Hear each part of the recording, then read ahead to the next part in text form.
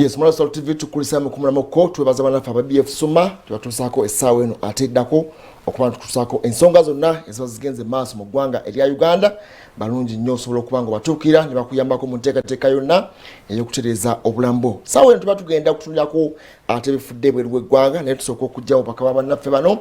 Kampuni y'empuliziganya eya M10 egenda maaso okubaza gwe na customer waabwe nti weebale nnyo okuba ntosobodde okuba okulondawo omukutu gwa M10 bagamba nti genda maaso kukozesa enkola zaabwe eza M10 mobile money n'okukola enkola eza bundles ng'oyisaako okubanga ofuna obubaka obwo. Bagamba gy'okoma okukozesa enkola ezo gy'okoma okufuna obubonero obumanyiddwa nga M10 thank you points zijja kuyambako singa onoobeera stack basobola okukuddiza ate oluvannyuma n'obeera ng'okozesa mu voice bundles oba ate enkola eno eya internet data bando okubanga ozifuna. Bagamba nti weyunga ku nkola ya M10 oberenga okola n'enkola ya M10 bagamba banafa M10 abaga nti everywhere you go ate nga bagamba nti mateeka n'obukwakulizo bigobererwa mu nteekateeka eno eya M10 thank you points ezo. Weewaawo ate Dr. Sam agamba nti akoledde ebyokunywa bibiri ekisooka kyekyamukama n'ayamba ng'ekikyali ekipya ku katale kiyitibwa Headmaster abadde tanaba kunywa ku byakunywa bino osubwa bingi nnyo ababinyweddeko tebabivangako kubanga emigaso nkumu egiri mu byokunywa bino n'olwekyo genda ku dduka erikuli okumpi oba supermarket yonna ekuliraanye tobaamu na kutya kwonna ebyokunywa bino ekyamukama n'ayamba ne Headmaster byakakasibwa ekitongole ekivunaanyizibwa ku mutindo mu ggwanga ki UNBS n'olwekyo oba oyina ensonga gy'oyagala okwogeramuko ne Dr. Sam gwe ng'omuntu osobola okuba ku simu zino wammanga ze ngenda okuwa esooka eri 0757 56 0049 ayina simu ey'okubiri eri 0780 17 oye Dr. Sam n'ayamba Headmaster. Banafa Alif Biodigester eno company lesi technology omupya ng'okuzimba mu kabuyonjo bajja kuzimbira Biodigester bagamba mu kifo kyonna ky'olina futi 3 basobola okuzimbiramu oteekateeka kuzimba nnyumba z'abapangisa oteeka kuzimba somero ozimba kanisa bagamba nti ekifo kyonna ky'olina kakipere ku lukalu oba mu ntobazi bajja kuzimbira mu Biodigester eno esobola okulabika nga etereka kazambi otewunya teknologiya ono mupya gwe bakaleeta ate nga bagamba nti basangibwa ku Old Kampala osobola basanga ku Yuga Chick House omwaliro ogwokubiri room namba emu oba okuba ku simu 0755 97324 okumanya ebisingawo be bannaffe aba Alif Biodigester Company bakafuluma okuzimba biodigesters no mu ggwanga erya Uganda. Jangu tugende ne bannaffe aba Alwalid Investments Limited ebweru w'eggwanga tukube ku kyeyo tufune ensimbi ng'ate omusaala guli mu $. Tugenda Dubai, Saudi Arabia awamu ne Abu Dhabi. Osobola okukola nga cleaner, osobola okufloodinga emigugu, osobola okukola mu warehouse oba osobola okugenda mu maaso n'okubanga okola ku kisaawe ky'ennyonyi. Bannaffe bano bagamba nti emirimu egyo weegiri eri omwana ow'obuwala saako n'ow'obulenzi. Olina passport oba tolina si buzibu. Bw'oba olina passport gikwate ogende wali eri Busega Nateete Junju Road we basangibwa kijja kuba kirungi. Naye ate gw'atalina yongerezaako bino wammanga afuna obufaananyi 5 obutono buyitibwa passport photos 5 gatako national ID gendayo bagambe nti nze njagala genda kola ssente Dubai, Abu Dhabi ne Saudi Arabia naye sirina passport bajja kubanga bakuyambako okubanga ogifuna. Okumanya ebisingawo jagenda ku kitebe kyabwe eyo bakunnyonnyole oba si kyo ngenda kuwa ennamba z'essimu zino wammanga obakubireko obabuulire nti nze munnaye ndi mwana wa buwala ndi wa bulenzi nsobola okukola nga cleaner ku kisaawe ky'ennyonyi nsobola okukola mu warehouse nsobola okufloodinga emigugu oba nsobola okuyambako emirimu ewaka nsobola okukola nga maid. Kuba ku nnamba zino wammanga ofune okuyambibwa ove mu mbeera eyo ey'obwavu n'okwekubagiza. Namba ng'esooka ngenda kuweya Airtel ate oluvannyuma nja kuweya MTN w'osanga emu ku zo ziri bize eyita ku ndala. Esooka tutandike ne Airtel eri 07 79 54 88 eya MTN eri 0782 43 49 75 zezo namba 2 kwogenda okuba ofune bannaffe aba Alwalid Investments Limited bakutwale Dubai, Abu Dhabi ne Saudi Arabia ogende ofune ku ssente okomewo nga naawe oli binyonkondo bijodola amanya mangi nnyo ge babawa ag'okusuutasuuta. Ate bannaffe aba YoTV channels bano company bagamba nti osobola okugenda ku mukutu gwo ogwa app ezolina mu simu yo n'osobola okudownloadinga app eno okulaba TV yo naye ng'osinziira ku simu yo bagamba nti kati amaanyi gali mu ngalo zo, amaanyi, power is in your hands. Okulabika nti olaba TV, osobola okuliza ko radio, osobola okulaba filimu zo n'okola ensonga ez'enjawulo. Abannaffe abaagala emizannyo genda bugenzi mu ssimu yo downloading app eno eyo TV channels. Ate osobola n'okufuna ebirabo eby'enjawulo, mulimu emitwalo 2 gy'osobola okufuna buli lunaku n'ebirabo ebirala. Ate gwali ku mukutu gwa M10 bakugamba nti omwezi ogusooka olabira ku bwereere tona data inago ogenda kubanga okozesa singa wegatta ku nkola eno eya yo TV channels. Bagamba nti kati essimu yo ate efuuse lutimbe lwa TV n'okulizaako ebintu ebirala. Bannaffe aba yo TV channels abagamba nti kati amaanyi gali mu ngalo zo. Weewaawo ku Salt Media tukulindiridde mukwano jangu tulange naawe olange naffe business yo gwayina kyokola naawe ateekateeka okubaako nekyokola ng'olina kyoyagala okwebuuza mu nsonga z'okulanga. Wano tulina ttiimu y'abakugu nolwekyo tobeera eyo oteeke ssente zo mu business ate obenga aziziise nedda leeta business yo tugiraga abantu okwetooloola ensi yonna. Salt Media app kuliko Salt FM osobolera ddala bulungi nnyo okubanga ogiwuliriza. Ate Salt TV eri ku platforms zonna okuviira ddala ku DSTV okutuukira ddala ku mikutu mugattabantu. N'olwekyo jangu ojja kubanga oyambibwa. Salt Media yateekebwawo kubanga ekuyambako ofune enjiri ate omusumba atukubiriza nnyo okukola by'okola biteekwa okubanga biraba omukisa. Wandibanga osabye nnyo naye ng'obulamu kimu kutegeeza abantu kuyegwani kiki kyokola. N'olwekyo jangu wano ttiimu y'abakugu ekuyambeko okukolera akalango ekuwe ku magezi ekuwabule butya bw'osobola okulanga mu budde ki byonna wano ku Salt Media. Kubira dola ku 0702-117-117 akuyambeko mu nsonga eyo 0702-117-117. Bw'osanga eya dola eri bize noonya Jillian ku 0392-17-57 84 0392-17-57 84. Salt Media ffe munnyo mwebale nnyo abazemulanga naffe nammwe abapya abajja tubaaniriza Mukama Katonda abakola obulungi obutagambika. Twongera bajjukiza abanaffe aba BF Suma bagamba nti balungi nnyo genda bakuwa eddagala erujja kubanga otambula bulungi otambuza obulamu bulungi nnyo naye ng'akadde kano tuba tuseeko ate ogende bweru w'eggwanga tulabe ki byabawandiseeko. Olupapula lwa Guardian lufulumira mu ggwanga erya Bungereza luwandise ku munnaffe Ssaabaminisita w'eggwanga erya Bungereza Boris Johnson n'agamba nti nabo basuubira okuggulawo amasomero mu mwezi ogwokusatu. England ekibuga ekikulu bagambye nti essaza lya England bagambye nti waliyo strict lockdown eriyo olw'ekirwadde ekya COVID-19 naye nayo yabadde asinkanyeko abakungu olunaku olwajjo naga nti COVID-19 ali mu ggwanga erya Bungereza ne England ng'essaza otwaliza awamu tebayinza kumala gaggulawo kubanga balina half mid term eyo half term eya February March anaga nti kabalinde ddala mu March nga 8 nga bakyetegereza naye nabwera bakyatebereza butebereza bwebinaaba bikyatambudde bulungi nga baggulawo amasomero gayinza okuggulawo olw'embeera eya COVID-19 wane waffe bagambye amatendekero aga waggulu gasigale ku online. Tugenda byogerako wali mulamwa gwaffe naye nga tunjodde kugirako ntikekuusa ate ne waffe eno bagambye bano nga 8 March nene bagamba nti kinaaba kiri kitya kubanga COVID-19 ate Bungereza okuli ne variant eno empya enkambwe bagambye kiyinza oba olyawo obutasooka naye projections zaabwe basuubira nti nga 8 omwezi ogwokusatu abaana bayinza okuddayo okusoma. Physical appearance ey'abaana mu kibiina eyinza okuddamu abasobola abakyali ku online basomera ku mikutu naye kati ate okuddayo okutuula mu kiraasi ya 8 omwezi ogwokusatu.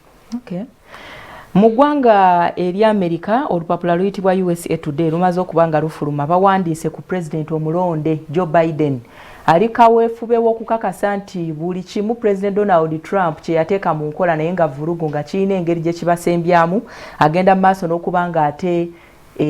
akisazaamu ng'ateekawo ebyo ye byalowooza tibye bisobola okubanga biyamba eggwanga eri America okutambulira ddala obulungi. Bakubidde ttooki mu sabbiiti esookedde ddala sabbiiti yasookera ddala okutuulako mu ntebe ey'obwa pulezidenti mu ggwanga eryo eri America. Bagamba nti ono enteekateeka z'alina ku kirwadde ekya COVID-19 nnyingi nnyo era byebimu ku bye yatandikiddeko okukola omuli okudda mu mukago ogwa World Health Organization. Kinajjukirwa nti President Donald Trump yali yasalawo baveemu ekirwadde kya COVID-19 agamba nti akubiriza abantu bataddewo embeera oba enteekateeka y'okugenda maaso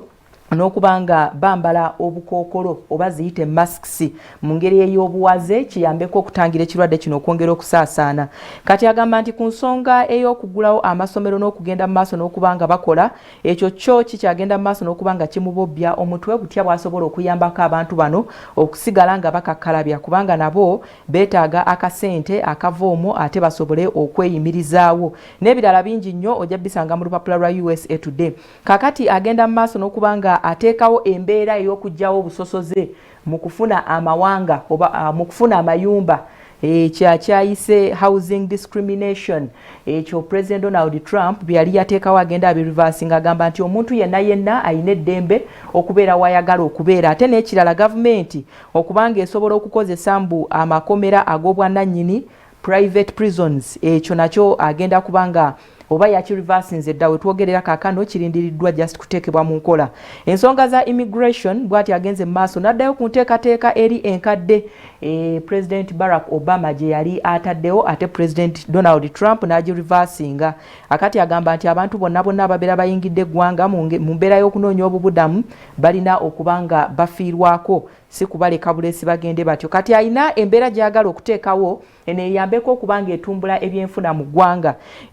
Mu mbeera eno akubiriza oba wakukubiriza bannansi b'eggwanga eri Amerika okusingira ddala okugula ebintu ebikoleddwa mu ggwanga eri Amerika kiyambeko okubanga abantu bafuna emirimu kubanga Desemba yagenda okutuuka ng'emirimu gikendedde n'ebitundu 6.7 ku 100. Mu mbeera eno asuubira nti emirimu emitwalo 14 gye gigenda okubanga gitondebwawo eri bannansi b'eggwanga eri Amerika n'embeera endala nnyingi ezoogeddwako ng'okusisinkana abakulembeze b'amawanga amalala. Bagambye wano nti yasisinkanyeko ne Boris Johnson naye nga mu byonna kaweefube wakuddamu nate badde mu ndagaano eri ey'okufa ku nkyukakyuka y'embeera y'obudde oba climatic changes. Bw'atyo Joe Biden zimu ku nteekateeka zagenda mu maaso n'okukola naye nga yeerayiridde okubanga asazaamu buli kavuyo konna akaleetebwa munne eyamukwasa entebe gye buvuddeko. Ono n'eggulu erigenze mu maaso okuwuniikiriza ensi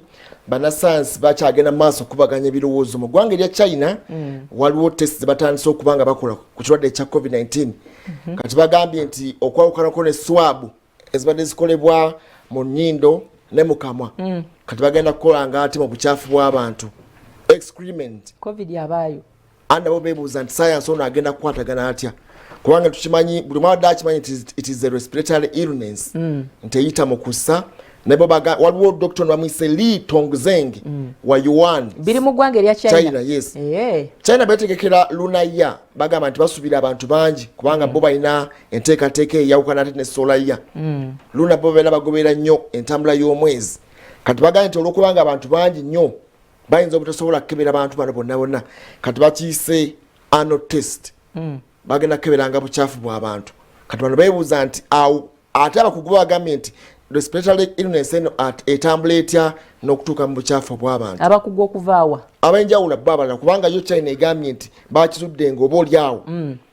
eno swabe badde gibwa mu nnyindo n'okugibwa mu kamwa eno mu throat mu mutima kubanga era tubadde tumanyi nti buyitaawo mu maaso mu nnyindo ne wano rectum kitambula nekigenda mu small intestine nekigenda mu large intestine paka ku rectum rectum econnectinga n'ekitundu eky'emabega eno kati bagamba nti swabe bagenda kuzijjanga eyo naye nga tojjukira nti waliwo alipoota eyafuluma ng'eraga nti abamu ku baami baazuulibwamu COVID-19 mu semen so kitegeeza nti kisoboka babanga bannaffe abachina gye kyava ekyo tebakiproving nga kyasigala kikyali awo anti abachina tebakikona kati babachina babagamba kino bo ekyali study ekyagenda mu maaso okuteekenneenya nti ekizibu kisobola okutambula ne kiyita mu system yonna ne kifulumira ewasemba kati bo bagaya swab bagenda kuzijja mu bukyafu obwo kubanga basubira abantu bangi high at risk population gyebagenda ddala okutuukirako ddala batandikireko naye nga kikubaganyizibwako ebirowoozo abakugu bagamba si kituufu abakugu okuvaawa kubanga wetwogera ku China President Donald Trump yalinga akyogera obulungi nti abantu baneno be bakalusomba anti kati bo ekintu kyava waabwe ne kitabuka ne kibattira ddala ate bo ne bagamba nti bakigemye babano bazudde eddagala erijjanjaba ate simanyi abamu ku ba profesa baabwe babakozesa tebagamba balabe tebina approval boka sibakola ekyabwe nga kinabakolera bonga bakola waliwo ekyama ekitannaba kubanga kyasanguzibwa okuva mu bannaffe kati kyekyo tujjaffe kwebuuza ku basawo baffeena abakugu oba saayansi oyo ayinza okuyambako naye ng'ekibadde kimanyiddwa ebadde swab ya munyindo na swab ya mumiro eno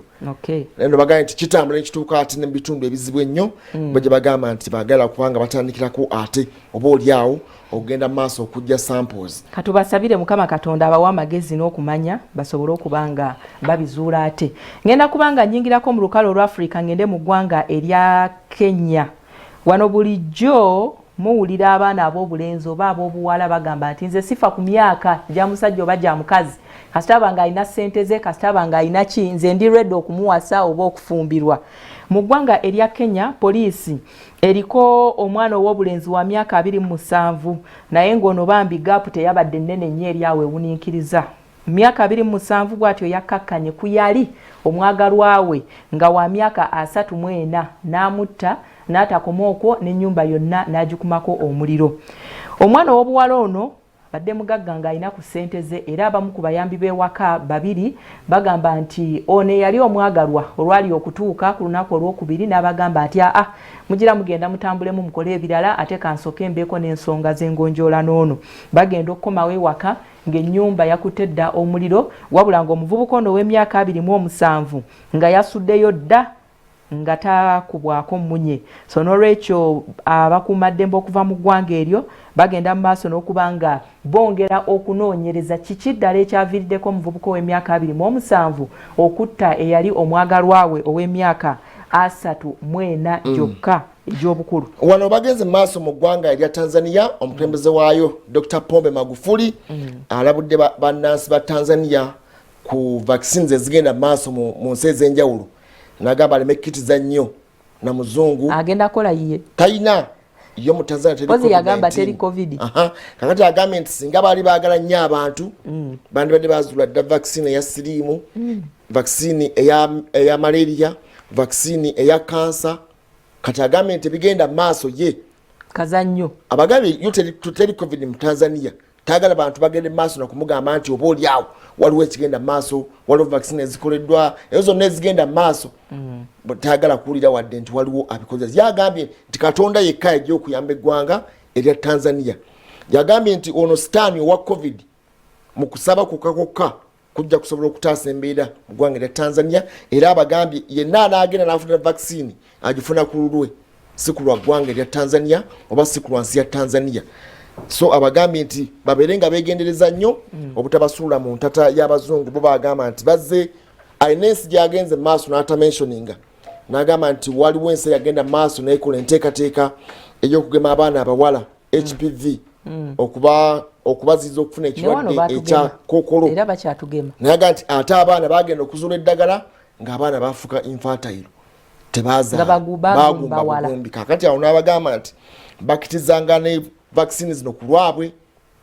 agambye ne minisitule y'ebyobulamu mu ggwanga lya Tanzania baleme genda maaso ye kumusaamu ebyo nti okugema abantu yetabitegeera anabye mu ngalo abagambye mukomerera omuntu wammwe si ku lwa gavumenti eya Tanzania naye tugenda kufunika n'eggwanga erya Kenya ebintu byongedde okwonooneka enzige ezikomyewo Kenya kakati bwe zituuka e Kenya ate ne wano Kenya batuli kumpi nnyo tulukanaawo bagambye waliwo naye nanti zituuka zikooye nyingi ate zazze envubuka anti kati bwe ebbanga lizinatwala okulya eyo okulambula Kenya atunula atya zijja genda okutuuka eno ng'era zikaddiye nga ku luli zazze nga nvubuka n'agamba nti batandise okuzifuuyira naye nga ziridde ebintu ebiwerako waliwo amasaza nga Wajir, Samburu, Turkana naye nga zavudde Ethiopia ne Somalia kakati tugamba nti naffe eno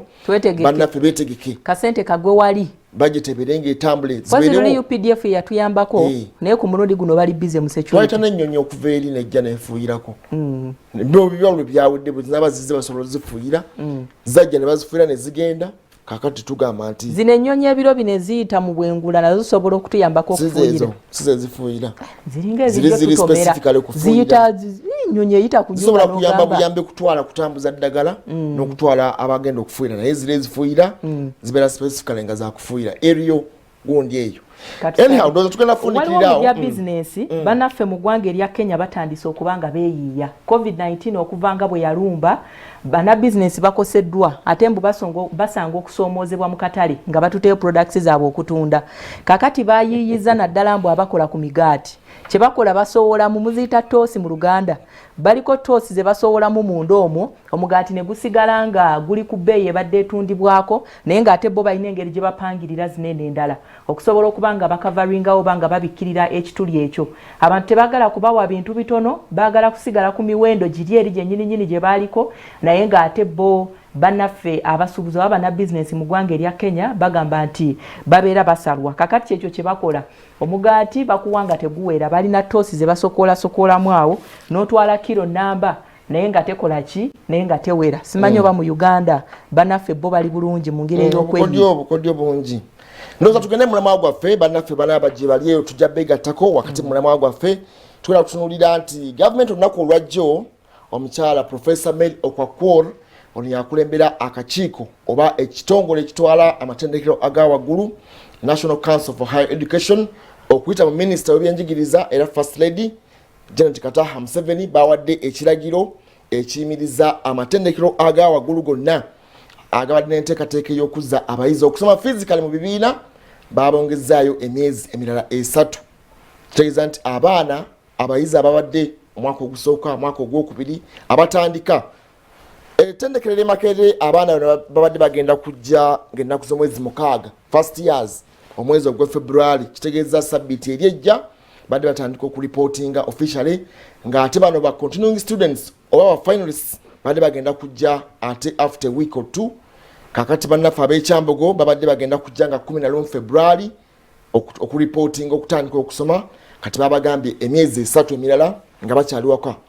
basomere ku nteekateeka emanyiddwa nga open distance e-learning oba ODL system eyo amatendekero gano gabadde gagunjaawo kubanga babadde basoma abasinga nga nabo bakoze ebibuuzo naye nga basinziira ku mitimbagano gino ogimanyiddwa nga online naye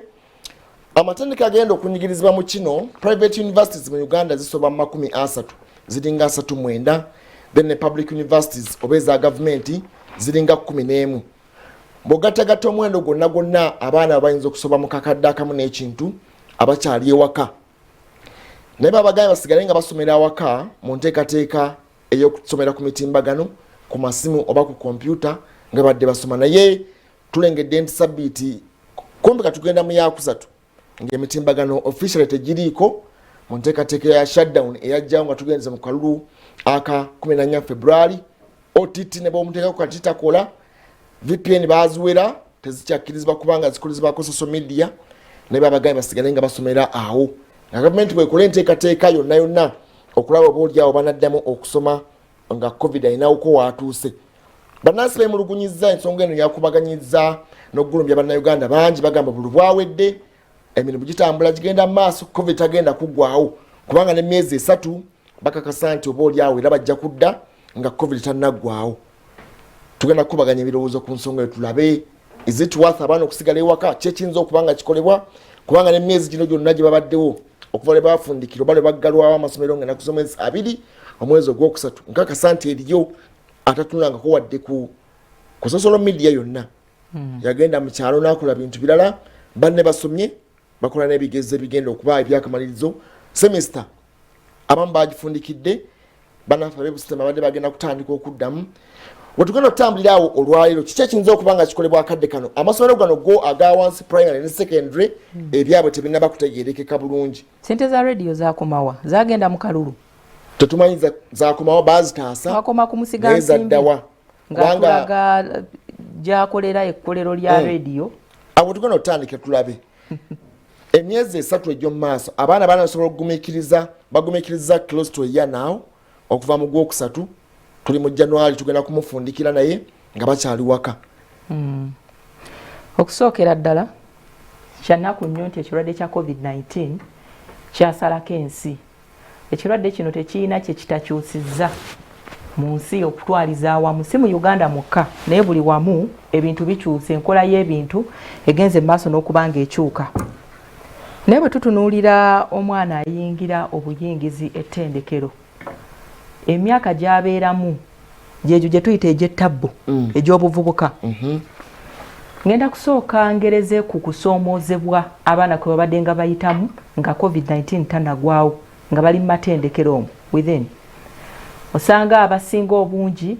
ebiragalalagala eyo gye bibakubira. Abasinga obungi bafuna okutawaanyizibwa olw'ensonga za relationships.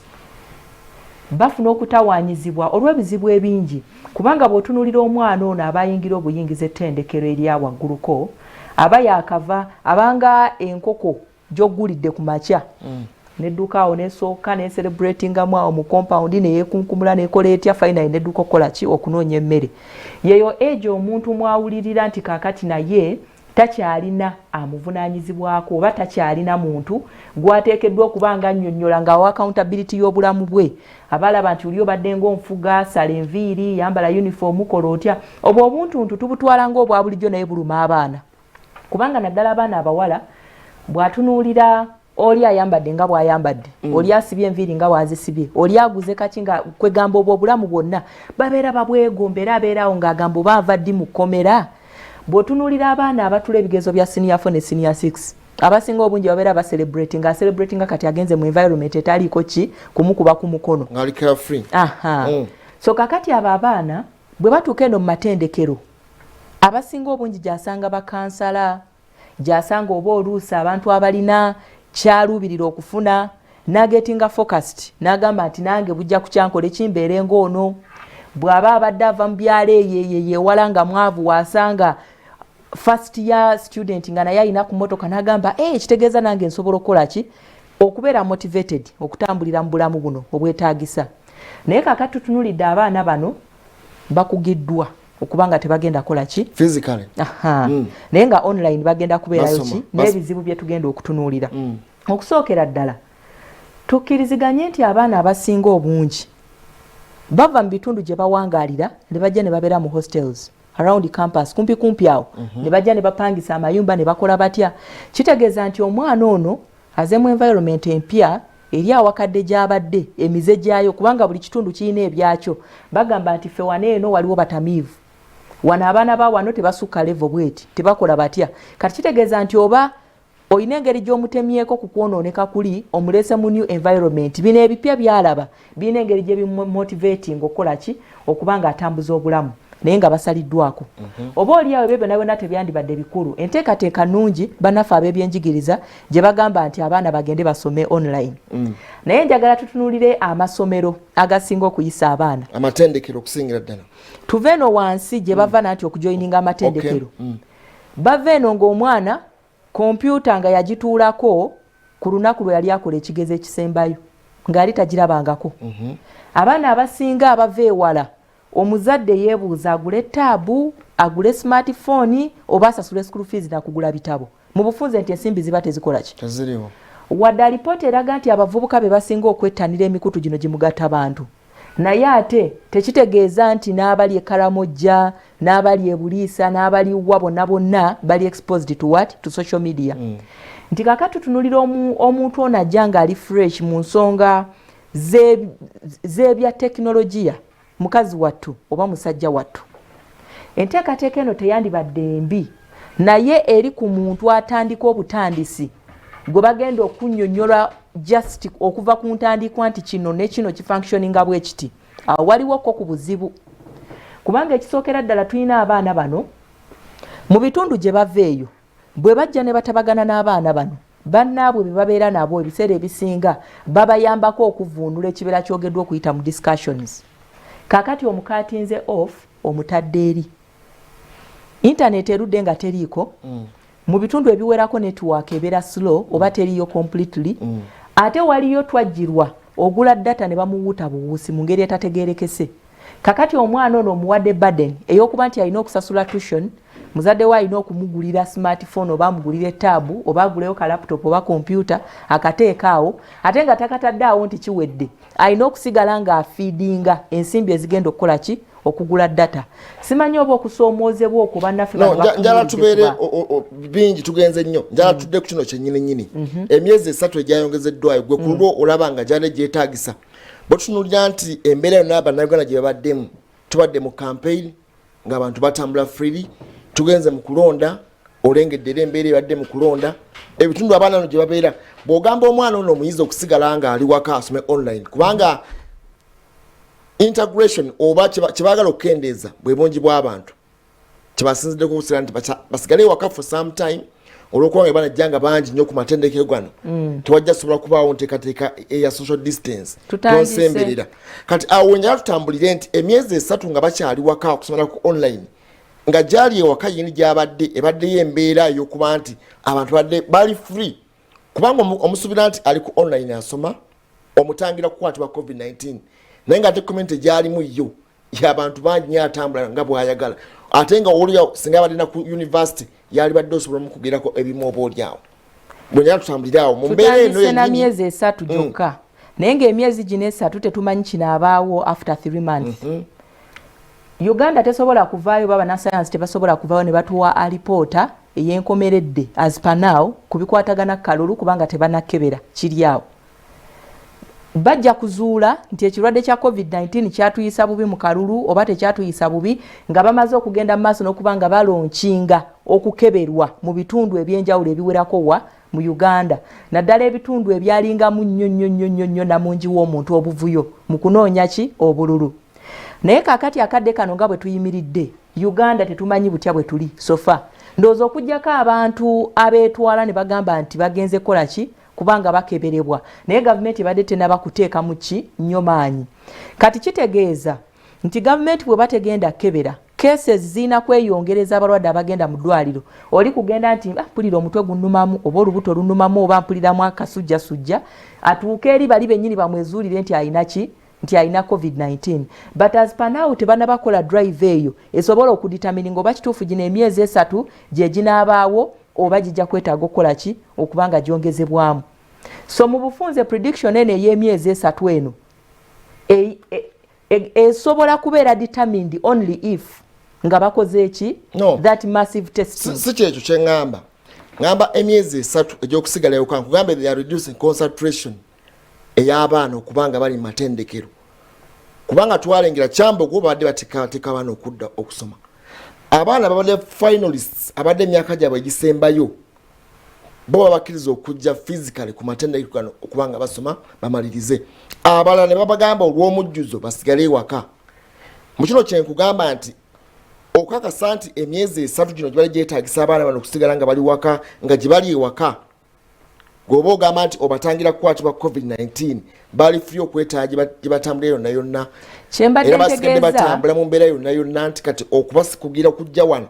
emyezi 3 gibadde gyetaagisa okusigala awaka oba bandize ku matendekero ne basaawo mbeera esobola kubakugira kukwatibwa kyembadde ntegeeza kiri nti emyezi 3 gino eno gyandibadde gitambulira wamu n'okugamba nti abaana bagira babeere waka mu myezi 3 gavumenti elonkinze enteekateeka ey'okukebera mu communities wansi eyo balabe butya covid-19 bwayimiridde naye kakati bwe tuba tujjukira bulungi ab'ebyenjigiriza baweebwa bye balina okutuukiriza singa babeera bagenda kola ki bagenda kuggulawo si kiwa nti ne ku mulundi guno eno olusoma lubadde lugenda kutandika ng'amatendekero gano galinga bwe gaali baba obukwakulizo ko balina okukola ki okubanga batambulira okwewala ekirwadde kyaki ekya covid-19 kakati okubanga obukwakulizo obwo obwabateekebwako butuukiriziddwa ate abaana n'obagamba babeereko emyezi 3 nga gavumenti terina nteekateeka ey'okugenda mu maaso n'okubanga bakebera okulaba butya eggwanga bwe liyimiridde kiringanga ekirimuko okunyigiriza kinyigiriza naddala kuba neno ba freshers abagenda okubanga bakola ki nga batandika nti gavumenti yandibadde evaayo negamba nti ne bwe yandigambye nti twetaagayo emyezi 6 tulina enteekateeka bweti ne bweti ne bweti okuzuula covid-19 bameka bakutte bameka abalwadde bameka abafiiriddeyo nga tetumanye engeri gye tubadde mu campaign olwo tulyoke tukomawo tufune resolution tukole ki tutuule wamu naye okugamba abaana batuule waka emyezi 3 nga tewaliwo nteekateeka eno kiba kirabikanga balindiridde balwadde abaneetwala wa mu malwaliro balyoke bagambe tukizudde waliwo infections kati katutandika okukebera katandika okukola ki nti enteekateeka zino zandibadde zitambulira wamu kubanga okugamba nti bano abaana abatandika bo badde waka nga sectors endala zo tolina kyozinyeze kibanga ekitegeeza nti bano be bagenda okubusaasaanya ate nga tunula kati olabe nti mu myezi 3 abaana bano abapya kitegeeza ne orientation first years abagenda okubanga bayingira freshers abavudde mu sini y'omukaaga omwaka oguwedde abadde bayingira kati kitegeeza orientation yayo ogenda gikola online naye tomanyi bameka bagenda ku orientinga kubanga bo bajja ne basaba abayingira ku government abagenda public universities abali ku government sponsorship n'abali ku private orientation bagenda kugoberera bugoberezi naye n'omwana okumugamba nti ogenda course unit ogenda tandika boti kubanga bibeera bingi nnyo bwoba oyingira university baga course unit ogenda kukola kino naye ng'ekyo kiba kyetaaganga waali physically orientation eya online eyinza okubeera nga nzibu nnyo ndowooza kino kigenda kunyigiriza nnyo abaana bano abapya abajja obuzza okuyingira kubanga bo tojja mugamba nti course unity ogenda kubeera nga okwata bino naye online nga tenabakulaba na musomesa agenda kumusomesaako kubanga bano bajja nga excitement eyo okuyingira university omuntu agala afiiringe wakiri class asooka agibeeremu awulire naye kumugamba nti ojja kujja mu class after 3 months olyoka oyingire environment eno yo oriented online naye oyingire omanye kubanga ffe twagenda Makerere naye nga n'okuyingira obuyingizi twagenda ne batulambuza nga bakutwala ne mu Kaabuyonjo osooka olabeyo genda Freedom City Freedom Square genda wansi nejo ogenda okusula nga excitement eyo gye wasookerako okujja oyingira university oli ku government weetaaga okulabika nti otunula naye kati bano ndowooza kigenda kubayisa si bulungi ekintu kino eno ku makya tutandise tugamba gavumenti eyina engeri gyeteekawo oluwonko mu issues ezimu eziriki emyezi 3 tegyandibadde mibi naye bagenda gikoleramu ki anti okusinziira ku bo gyetaagisa bagoberere COVID-19 butya bwakoze ekyo eno gye bali mu komenti abaana bo bali batya olyoka ogamba nti emyezi 3 emirala anti kaakati kyekiri kye nagambye nti gavumenti yandigambye nti mu myezi 3 gino twagala oba tugende mu maaso n'okubanga tukebera oba si kyo mu myezi 3 gino bandigambye kale universities nti abaana babeko ne bakuumirwa bakeberwa oba oliawo ekirwadde kya COVID-19 nga tebanabakola ki nga tebanabakudda naye ate tunuulira nti akalulu kakyagenda mu maaso kaluka wedde ebi byonna tugenda kulonda abaana Uganda babadde baddayo nga mukaaga ne 11 anti lwaki ngamba ennaku z'omwezi 3 lwaki ngamba nti akalulu tekanaba kuggwa lwakuba bannasayansi nabo tebanaba kuvaayo kutuwa pulaani ndala eddako anti kakati bo bagamba nti COVID-19 ono oba oliawo okugoberera alipoota balina kulindako completely chapter y'akalulu chapter y'ebyokulonda ekoleki eggalwewo nedda njala nkuwa scenario okuva twagenda mu kulonda it is about 2 weeks now cases zibadde zitambula zitya anti tebanamanya no but still babadde bagenda mu communities you cannot know unless you test okuva twatandika ogenda mu lockdown twakebera abantu emitwalo 82 Uganda ina abantu obukadde 47 close twakeberako abantu emitwalo 82 just jukira nti mubamu mu bantu abamu bemukebera wabawo baneeno banfuluma ggwanga oba nnyingira ggwanga mu abamu bakebera bemuteekamu babeera bakozi nga bakungu nga bagenda ku special duties kati ebintu ebyo byonna tetusobola kugamba nti tests zino zonna zava mu communities wansi kubanga waki twandibadde tulaba waliwo ebitundu wano mu Kampala nga tojja bibuusa maaso twandibadde twategeera nti wakiri mu Kisenyi waliyo okukebera COVID-19 bukyanga tutandika akalulu paka n'olunaku olwaleero wali otuuseyoko ne kamerayo nga waliyo okukebera eyo ye walina mungi w'omuntu twandigambye nti kale katumbeko gamba mu kikubo wali eri baligambye nti byayingira ekikubo mu kebera kikubo Bengazi yonna baligambye nti kabakole ki basi za demonstration zijuza naye nga tebiriyo taxi zitika zijuza abantu akati ogamba otya nti emyezi 3 tugenda kubaako ekyenjawulo tugenda okubanga tuzula mu community kubanga we have community infection stage 4 enzibu ennyo nti kati akawuka kayingira mu bantu naye bw'ogamba nti kati ogenda ku containinga concentration ey'abayizi bokka naye ng'ate mu community yo concentration tewali containment yayo abagoberera emitendere gyateekebwayo egy'okulwanyisa COVID-19 kubanga kyemmanyi nti bandibadde bavaayo ne bagamba nti ettendekero gundi tuligaddewo olw'okuba liremereddwa okukola ki okugoberera ebyateekebwawo okulwanyisa COVID-19 naye tewali reason eweereddwa nti waliwo ettendekero libaatuuseemu nga lityoboola ki oba nga terituukanye ku mutindo ogw'okulwanyisa COVID-19 wabula it's a directive musigaleeyo temukola ki twongere okwetegereza myezi 3 ekintu kineno kirabika ng'ekyangu kati naye gye bujjako kijja kutukosa nnyo mu sectors ez'enjawulo gye twetaaga abakozi abalina obwongo omanyi katono nnyo kankuwe kati medical student asoma emyaka 5 naye nga medical student ono alina okukola practical alina byalina okukwatako physical alina okusala omulambo alina okukola biki kubaaga biki naye ngeri practical omugambye omwaka ogwo kati ali mu mwaka ogwokubiri kakati practical tajja gikola ku online alina okugenda mu ddwaliro alina okugenda mu mochare alina okugenda akebera abantu ng'abatuuseeko bebo bembadde njogerako abakozi ab'ekiboggo ali physically mu class tugenda kubanga tupromotinga more of cram work kankuraminga empite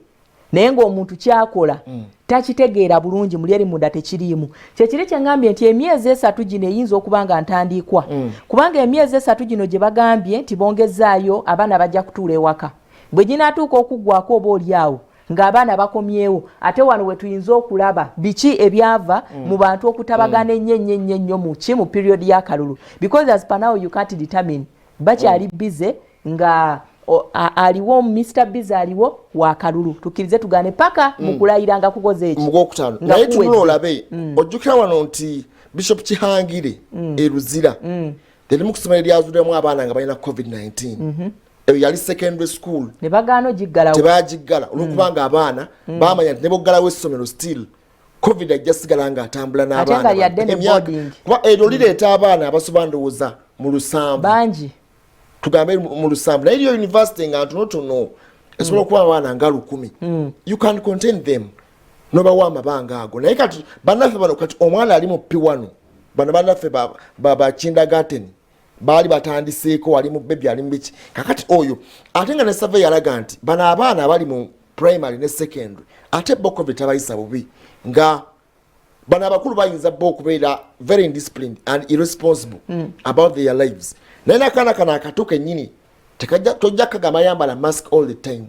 naye nga waddeko ate kasobola okutambula mu covid takayisa bubi nga ati bwakwata abakulu oba abakadde kakati bano fete yaabwe eryetya bwebanga kati bano abakulu gigino myezi 3 kati bano ba P1 P2 P3 fete yaabwe tegubeere mwaka mulamba mwaka gufeebufi okusinzira kubiriwo abaana bali mu levels ezo balinganga batafiirwako ddala teri n'abanyegako abo bayinza okubanga bagwa mu kategori eri muzeeje yagamba nti abo bazukulu bange kabakoleki kakati abo tubatwalanga abatamanyi nsi tebanaba kugitegeera bakyali bamami badadies daughter and sons babeere wakateri n'abateesaako era bwe kuba kuteesa ku mutendero gwa primary batera kutandikira ku kyamukaaga n'ekyomusanvu abo be tutunuulira then ne tujja eno ne tulaba aba senior 5 n'aba senior 6 oba oli awo n'aba senior 3 kati bane n'abalala tubatwalanga abatali ki naye nga kizibu nnyo omuntu atandika obutandisi okuba exposed to kintu ate okubeera nga ekintu kyagenda okuyingira nga kiri vakyo ekintu ekyo kiba kyakabenje nnyo mu bulamu bwa bulijjo omuntu ateekwa okusooka okumanyiira embeera za wamala ono ali ati okumusitadinga bwe naaba nina kye neetaaga mwangu oba muzibu kakati omwana ono eyasomedde ebusiya naye ng'ayagala kujja kusomera Makerere olina engeri gy'otaddewo oluwonka awo kubanga n'entegeera yaffe enkwata yaffe si yeemu sijja kubeera awo ojja kulanga bamu batandise okwemulugunyawo yatuliira data waffe abuuza biki ebitaggwa akola biki kwegamba nti enkolagana eno kubeerawo okutabagana okwo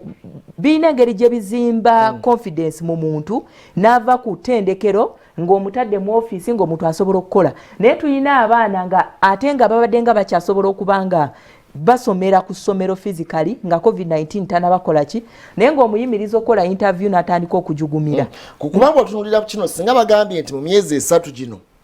gavumenti egenda kufuna vaccine etunulira abayizi bonna bagenda okusoma esooka ebageme that would be understandable kyetutamanyi oba mwekiri kubanga ne vaccine zebasuubira okujja AstraZeneca ey'Abongereza era tetunulidde bano bennyini y'abakadde y'abasawo y'abantu abali ku bwerinde nnyo obwa COVID-19 kakati bw'ogamba nti omwana asomere waka VPN kati musango okusangako erembooko ezikubwa naye nga OTT ate ne bw'obugaa nti kogula ebibiri ekyali nsibe kati omwana yalina okuba nga deadline ya submission alina coursework egirina okuba nga waayo deadline ya 14 okulonda lwe kaaliwo nga lwalina okuhandinga in online abadde asoma ku online naye 14 twagenda shutdown yansi yonna yagwanga lyonna erya Uganda notuuka olwaleero tukyali mu shutdown baggulawo ko akatuntu naawa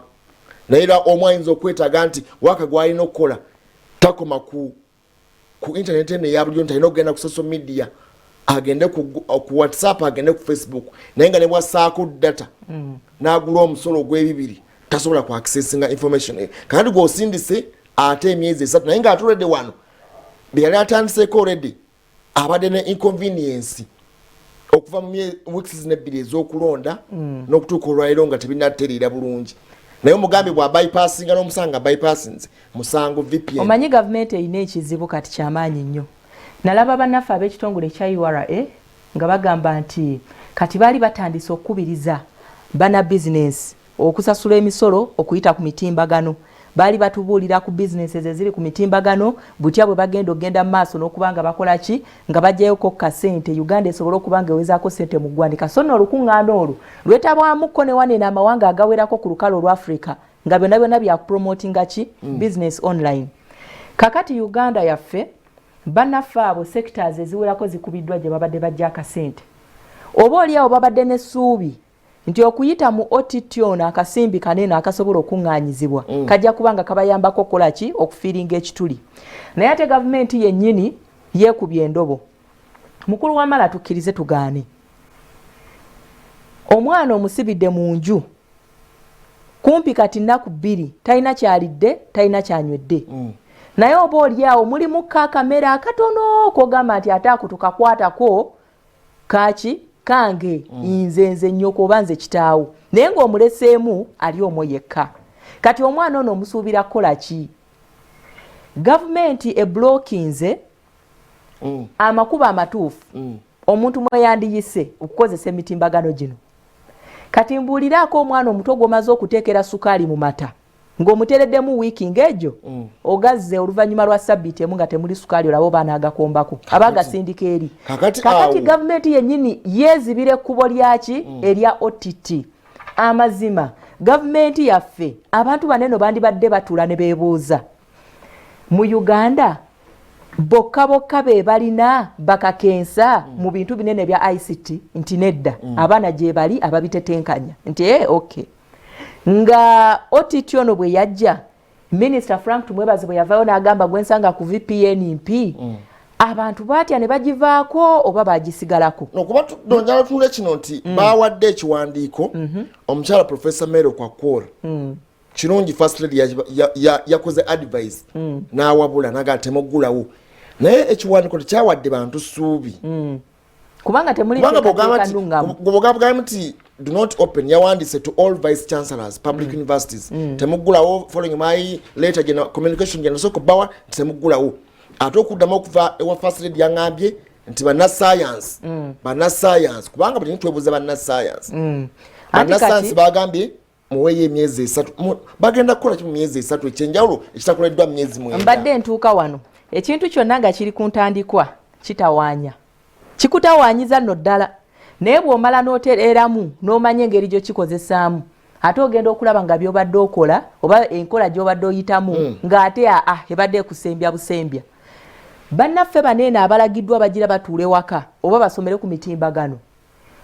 Universities zino bwe zinaalaba nga it is okay ng'abaana bakopinga app kubanga jjukira nti bwe banagulawo officially enteekateeka ejja kusigala ojja kubanga olondako okusomera online oba okujja physically mu class. Kakati bwe baneekanga nga percentage y'abantu abasinga kubanga kinene kya online omuntu ajagamba nsobola n'okusigala nga nkola ki nga nkola ebyange n'omufumba ajagamba nsobola okuba housewife nange n'ensoma kati enteekateeka yesigale ng'ekola ki ng'etambuliraawo. Kitegeeza nti biggest percentage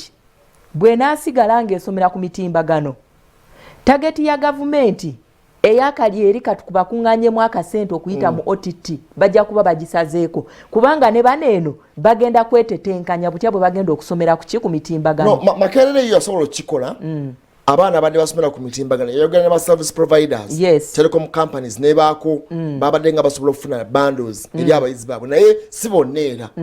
kubanga okusinga ndowooza kyayamba ba finalists like tunula kati olabe ani agenda okuyingiramu eyo enteekateeka kubanga era service providers singa tekisoboka era university ino kubanga esasula bandwidth say ya internet kubanga e providing abayizi ija kumanya tuna bwe bati mubawereze oba oli awo kubaddiza naye atera ojja tunamwa mubaabo oba oli awo sibonna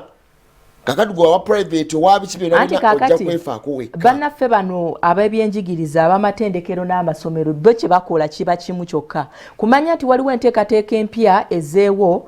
ne baddira fees ne bazongezaamu ko katono ne babanga basobola okumiitinga kino ekitegeeza nti gavumenti ebeera kicked out mu mbeera eyo batalina kasente kesobola kola ki kujjawo looking at the fact that batugamba 70% of our budget tulina okugisustaininga fenga ensimbi zivuddewa nga zivudde wano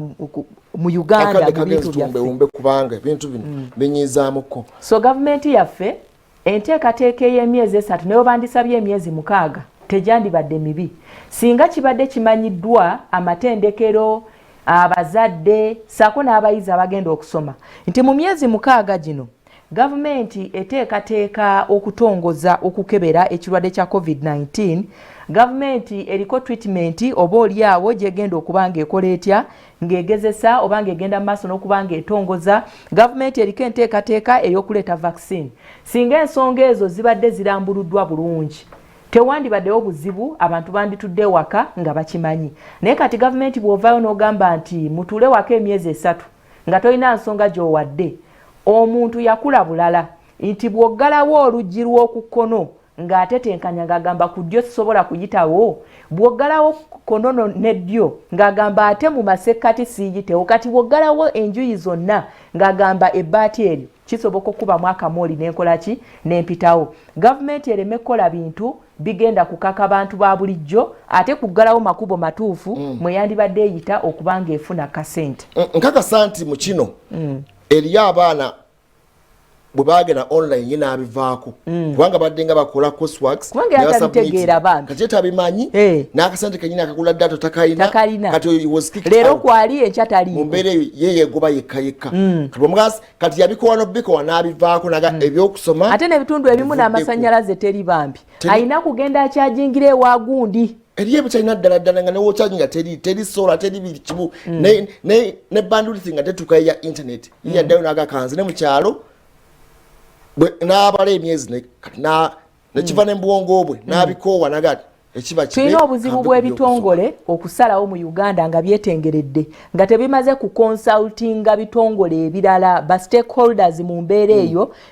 ku mbeera eriwo okusoomozebwa n'ebirala naye ensaba ebitongole bino bikwataganenga ng'owa security tannaba kusalawo ategere ministry y'ebyobulamu kiki kyayogera ku nsonga eno baveyo bacompiling information then they come out bogereko n'abantu naye ab'amasomero sikiwa nti basubmitinze report nti